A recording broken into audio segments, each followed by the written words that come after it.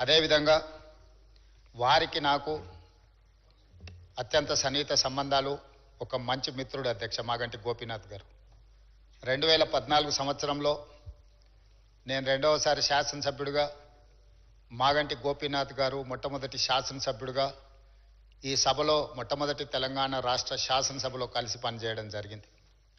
ఎన్నికల సమయంలో కానీ ఎన్నికైన తర్వాత కానీ వారు తర్వాత రాజకీయ విధానాలలో మార్పు వచ్చిన వ్యక్తిగతమైన మిత్రత్వము, అదేవిధంగా వారి యొక్క వ్యవహార శైలిలో ఎలాంటి మార్పు లేదు. ఒక మిత్రుడిగా 2014, 2018, 2023 3 సార్లు శాసనసభ్యుడిగా ఎన్నికై హ్యాట్రిక్ సాధించిన శాసనసభ్యులలో చాలా తక్కువ మందిలో మాగంటి గోపీనాథ్ గారు ఒకరు. ఈరోజు అనుకోని పరిస్థితుల్లో వారు అకాల మరణం చెందడం ఈ సభలో ఉన్న సభ్యులకే కాదు, వారి కుటుంబానికి, జంట నగరాలలో పేదలకు వారి లేని లోటు ఈరోజు మనందరం చూస్తున్నాం.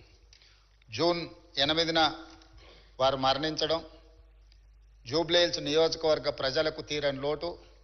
అదేవిధంగా వారి కుటుంబానికి, వారి సోదరుడు, వారి తల్లి, వారి భార్య, కుమార్తె, కుమారుడు, వాళ్ళ కుటుంబ సభ్యులకు ఒక తీరని లోటు. ఎందుకంటే అకాల మరణం ఆ కుటుంబానికి తీరని దుఃఖాన్ని తీసుకొచ్చి పెట్టింది. జూబ్లీహిల్స్ నియోజకవర్గ ప్రజలకు కూడా చాలా లోటు. ఎందుకంటే సౌమ్యుడు, మితభాషి మాగంటి గోపి. వారు చాలా తక్కువ మాట్లాడతారు.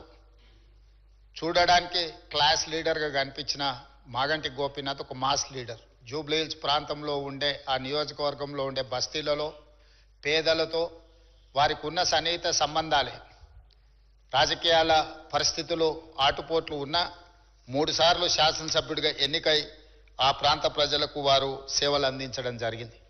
ఈరోజు ఈ సభ వారి కుటుంబానికి మనందరం అండగా నిలబడాలి.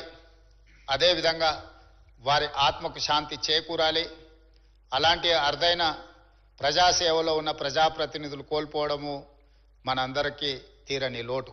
అందుకే తమరి అనుమతితో ఈ శాసనసభలో ఈ సంతాప తీర్మానాన్ని ప్రవేశపెట్టడమే కాకుండా ఆ కుటుంబానికి ప్రగాఢమైన సానుభూతి తెలియజేస్తూ వారి ఆత్మకు శాంతి చేకూరాలి అని భగవంతుడిని ప్రార్థిస్తూ తమరి దగ్గర సెలవు తీసుకుంటున్నాను అధ్యక్ష.